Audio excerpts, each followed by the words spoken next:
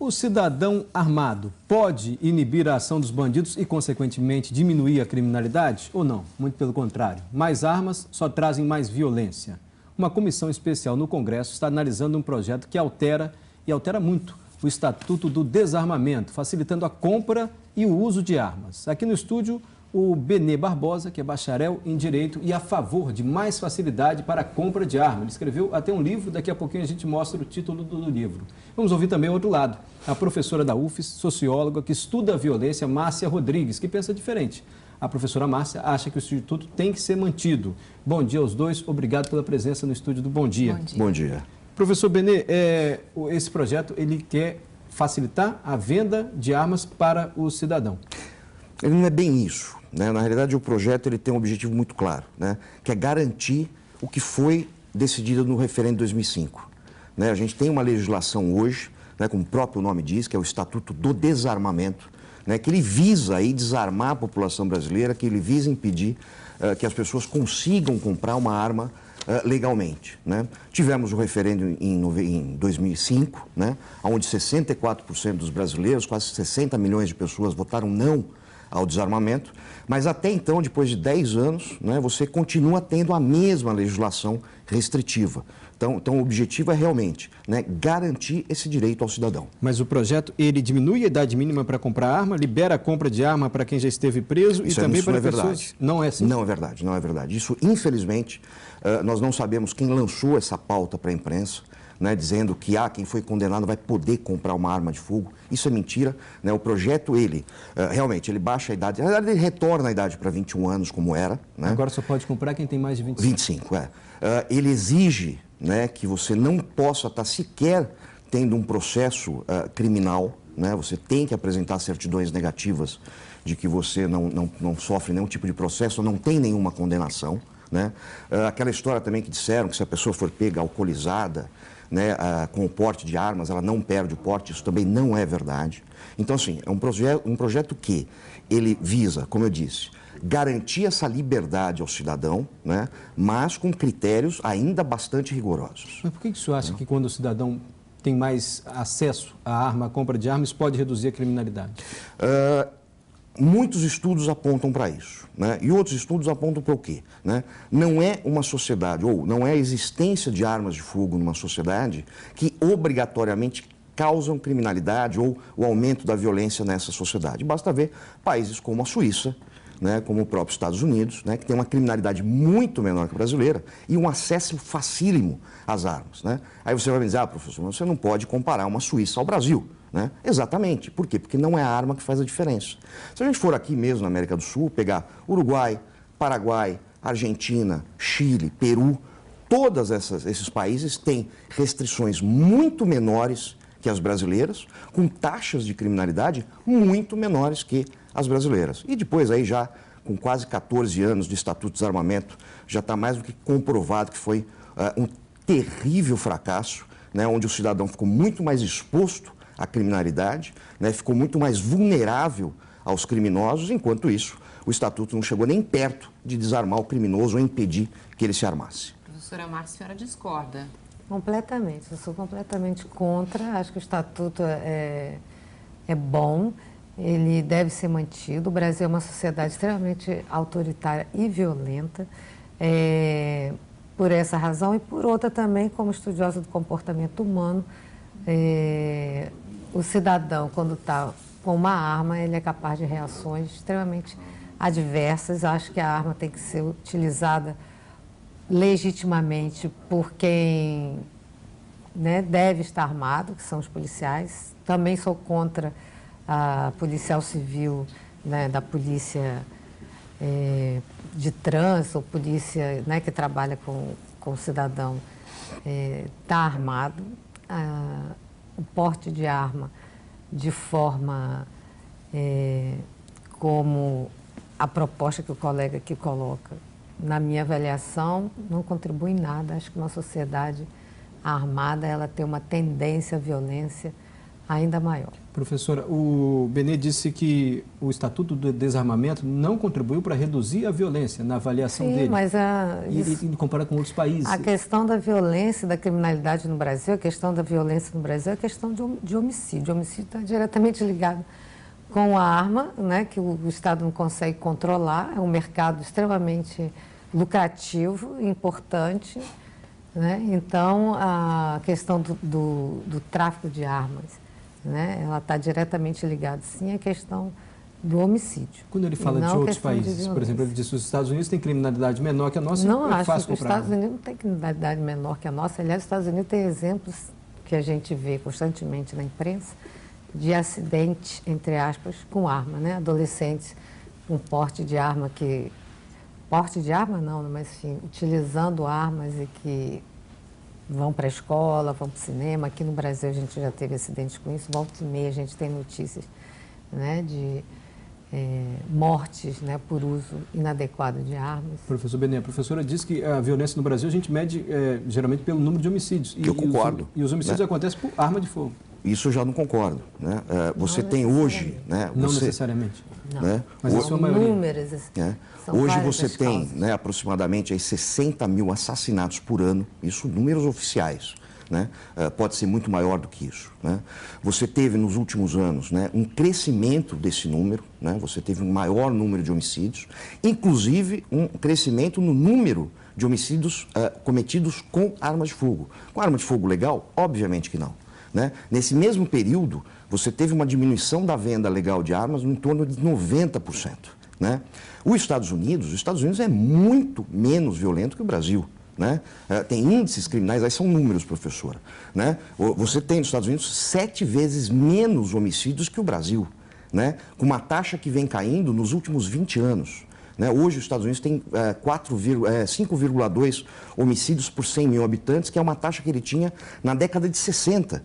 Né? Então, os Estados Unidos hoje, né, embora muitos não gostem dos Estados Unidos simplesmente por ser Estados Unidos, né, você tem um exemplo claro e verdadeiro que é possível diminuir a criminalidade sem restringir a liberdade da população, que é exatamente o que está acontecendo hoje lá. A gente tem e-mails chegando aqui para a gente no nosso e-mail bomdia@redegazeta.com.br. O Edivaldo de Rio Novo do Sul diz o seguinte: ele é a favor do uso de armas para defesa porque mora no interior e a polícia demora a chegar e não temos como se defender. Como que a senhora vê essa questão da proteção mesmo quando não se sente protegido pela polícia? Não acho que a arma seja proteção para ninguém, não. A arma é um instrumento violento, ela gera violência. Nem a polícia, que, né, deve estar e tem que estar aparelhada, faz um bom uso da arma às vezes, embora a polícia tenha legitimidade. A polícia tem que cada vez mais lidar com o cidadão sem a utilização da arma. A arma é um último recurso, isso para a polícia. E para o cidadão não acho que seja uma medida interessante. Quanto à questão de direitos, a gente tem que também relativizar isso. A opinião da população nem sempre ela é a mais adequada. O poder público tem que, inclusive, às vezes, questionar a população. Como, por exemplo, a população pode, num certo percentual, querer a pena de morte, diminuição da maioridade penal. Por exemplo, volta de um maior relaxamento para aquisição de armas. Né? Isso tem que ser questionado, porque nem sempre a opinião da população ela é, vamos dizer assim, de bom senso. Para quem estuda, né, e quem lida, né, com essas questões do ponto de vista científico. Professor, o doutor Benê está dizendo que com o desarmamento continuou a circulação de armas vendidas de forma ilegal. E é um argumento que a gente ouve... inclusive, do César Manzini, de Aracruz. A campanha do desarmamento só atingiu o cidadão de bem, visto que a bandidagem está cada vez mais ousada utilizando armas ilegais. A senhora acha que o desarmamento não funcionou como deveria? Porque a gente ouve muito essa queixa, desarmou o cidadão e o bandido ficou armado. Como se armar o cidadão também fosse diminuir a violência. É uma relação bastante simplista, né? Essa de que o bandido está armado e que a população está indefesa. Faltam políticas públicas. Eu sou absolutamente a favor de políticas preventivas, né? E a população que morre por conta do crime de homicídio, a gente já está cansado de saber, são jovens, afrodescendentes, 15 a 25 anos, que não estão trabalhando, que não estão no mercado, né, que na sua maioria acabam sendo trabalhando, entre aspas, no mercado informal. Desse mercado informal, o tráfico de drogas é um componente importante de ocupação dessa população, para as quais não tem política pública adequada. A questão é essa: se realmente o Estado assumir, eu digo o Estado brasileiro assumir, né, essa questão de políticas públicas para essa parcela da população com seriedade. Obviamente a violência não é uma questão só do Estado, é uma questão da sociedade como um todo. Vamos ver a médio e longo prazo uma diminuição de homicídio e de violência. A criminalidade comum. Eu ouvi uma coisa muito assustadora agora, para dizer a verdade, né? Porque assim, a questão das armas, né, do direito de possuir armas, não foi uma questão de opinião da população. A população ela foi convocada a votar numa eleição nacional, né, que envolveu um debate nacional, né, e aonde, como eu disse, quase 60 milhões de brasileiros disseram não ao desarmamento. Né? Então não é uma simples relação não é uma pesquisa de opinião, né? Isso é uma votação nacional. Então, se eu posso contestar a população, não, a população votou errado, então eu posso contestar qualquer votação no Brasil. Né? Isso é antidemocrático, né? Isso é antirepublicano. Então quer dizer que a opinião da população só vale quando ela vota naquilo que é interessante para o governo. Isso é completamente absurdo, né? O que nós temos foi uma votação, como eu disse, né, que atingiu 60 milhões de brasileiros, uma votação recorde que nenhum candidato à presidência teve até hoje no Brasil, né? E isso precisa ser garantido. E isso está sendo garantido como? Com essa alteração na lei, que, como eu disse, não é uma alteração radical, não é uma alteração que visa a qualquer um vai comprar uma arma de fogo, muito pelo contrário. Você continua tendo critérios, né, só que critérios objetivos, né, para que as pessoas possam, se quiserem, ter uma arma para sua defesa. Mas isso já não existe? O Instituto Sou da Paz, por exemplo, diz o seguinte: é contra esse projeto que quer mudar com a lei do desarmamento e afirma que o Estatuto não acabou com o direito de cidadão ter arma, apenas criou critérios mais rígidos. Isso não é verdade, né? Por quê? Porque, primeiro, né, como eu disse, né, o Estatuto do Desarmamento, ou seja, ele tem o claro objetivo de restringir o máximo possível as armas legais, porque as armas ilegais a gente vê aí circulando normalmente. O problema é que existe um critério subjetivo, né, que é chamado de comprovação de efetiva necessidade, né, que a pessoa tem que declarar quando ele vai pedir uma autorização para comprar uma arma, e isso é absolutamente subjetivo. Isso tem sido usado pelo governo federal para se negar esse direito ao cidadão, né? Então você tem uma proibição branca, né, que passa essa imagem de, mas você tem o direito de comprar uma arma. Tem, mas você não consegue. Então, o que a gente está fazendo, na realidade, é simplesmente tirando esse critério subjetivo, né, e voltando a alguma coisa como era no passado, né, onde você tem critérios objetivos e, uma vez que você atende, o Estado não tem o direito, aliás, o Estado não tem nem moral, né, para falar que você não pode ter uma arma para se defender. Mas, o critério é subjetivo ou é uma análise de quem pode ou não pode ter arma? Claro, a lei é sempre uma interpretação, né? Não acho que seja critério subjetivo, não. E eu acho que tem que ser restringido, sim. A senhora não tem dúvida que liberando, facilitando a venda de arma, aumenta a violência? Oi? A senhora não tem dúvida que liberando a venda de arma ou facilitando aumenta a violência? Não é uma relação direta. Não é uma relação direta. A violência está ligada a outros problemas, é um conjunto complexo. Mas também não vejo a facilitação da aquisição de armas como uma coisa positiva para o Brasil. Definitivamente, eu acho que não. Tem a questão dos acidentes também, doutor Benê, que a gente vai mostrar agora um trecho de uma reportagem sobre duas crianças que brincavam com um revólver. Uma delas, de 11 anos, foi atingida acidentalmente. Isso aconteceu na semana passada. Esse foi o revólver encontrado pelas crianças dentro da casa no bairro Felrosa, na Serra. Os meninos de 10 e 11 anos brincavam na rua quando o garoto de 11 contou para o colega que o padrasto tinha uma arma dentro de casa. Os dois brincavam com um revólver quando ele disparou, atingindo a boca do mais novo. O homem, de 42 anos, disse que a arma ficava escondida em cima do guarda-roupas e que as crianças estavam sozinhas em casa quando tudo aconteceu. Eu e a minha esposa, nós trabalhamos e ficam os dois meninos, um estuda à tarde, outro estuda de manhã, entendeu? Aí, como a gente chega só 8 horas, 7 horas, a gente não sabe o que está acontecendo em casa. A gente deixa tudo para eles, comida, tudo para eles, tudo certinho para eles. O padrasto, dono do revólver, foi detido e autuado por posse ilegal de arma. Ele disse que tinha comprado o revólver para proteger a família. Doutor Benê, liberando a venda de armas ou facilitando, não pode aumentar o número de acidentes como esse? A tendência é que não, pelo seguinte, né? Como a gente viu mais uma vez, uma arma ilegal, né, com uma pessoa que obviamente não tem preparo, não teria preparo para ter essa arma de fogo, né, que não soube lidar com a questão de criança e arma numa mesma residência, né, porque assim, o que a gente tem que entender é que criança, tá, ela tem o dia inteiro para procurar tudo dentro de casa, né, então essa ideia de que você vai poder esconder uma arma de fogo, esquece, você não vai conseguir, né, então a educação é sempre o melhor caminho.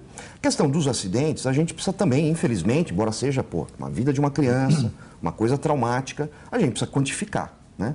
Então, hoje, em média, no Brasil, acontecem 50 casos, né, de acidente envolvendo crianças entre 14 e 0 anos, né, envolvendo disparos acidentais. Muitas vezes, esses disparos não são acidentais de verdade, né? Na realidade, é um adolescente que acaba cometendo um crime com essa arma de fogo, e aí, obviamente, a família, para proteger, acaba dizendo que aquilo foi um acidente. Uma outra questão, muitas vezes, é o suicídio, né? Isso é uma coisa que é varrida para baixo do tapete, mas é a questão do suicídio infantil, né? Que existe, que acontece, e, obviamente, a família também acaba dizendo que, não, foi um acidente.